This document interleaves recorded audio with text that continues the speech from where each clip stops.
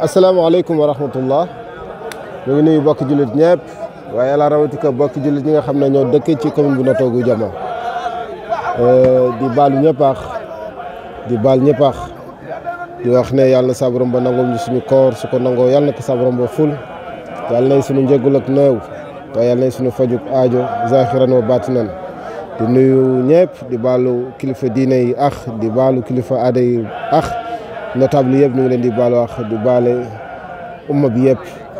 di wax ne yàlla ñu teewe ay déwén waaw alhamdulilah tey yàlla sa borom ba dogal na weeru koor di weeru xeewal di weeru yërmande ci jullit ñëpp yàlla dimbali ñu woor ba jeexal takk suñu koor tey ñu ñëw tey muy bésu fête alhamdulilah rabbil alamin ndax naga ni daaw jeexal nañu weeru koor waaye yëg nañu ay métti ay nit yu bokkoon ci ñun yu amoon solo ndeysaan génn àdduna ñu dellu see fii ñu di leen ñaanal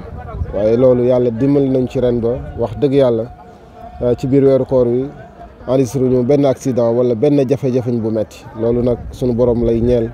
muy def donc kon nag suñu duggee ci biir weeru koor ba jeexal ci jàmm ak salaam amuñu dara lu ñu metti lu dul ñu def li nga xamante ne si mooy ndenkaane suñu borom li tey ñu daje yaakaar naa ne duñu defaat lu dul santaat suñu borom subhanahu wa taala di wax ne nag commune bu Notto Gouye Diama bi yàlla dogal tey mu nekk ci suñu loxo ak ñu ko àndal ñëpp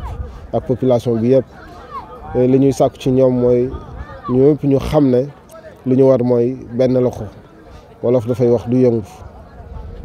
donc ñaari loxo ñu ni mooy takk tubéy waaye ñaari loxo mooy takk sër pour commune bi baax na ci ñëpp jàpp ci kenn ku nekk taxaw si sa taxawaay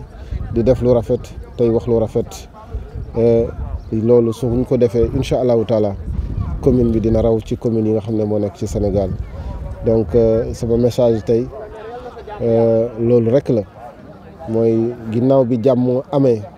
ñu taxaw nag temm ci liggéeyal askan bi waaye liggéey boobu nag naam ñu ngi ci waaye ñu ngi bëgg kenn ku nekk ci ñun xam ne sa warteef la sa wareef la nga taxaw ci asalaamaaleykum wa rahmatullah ngeen baal ñu àq bu baax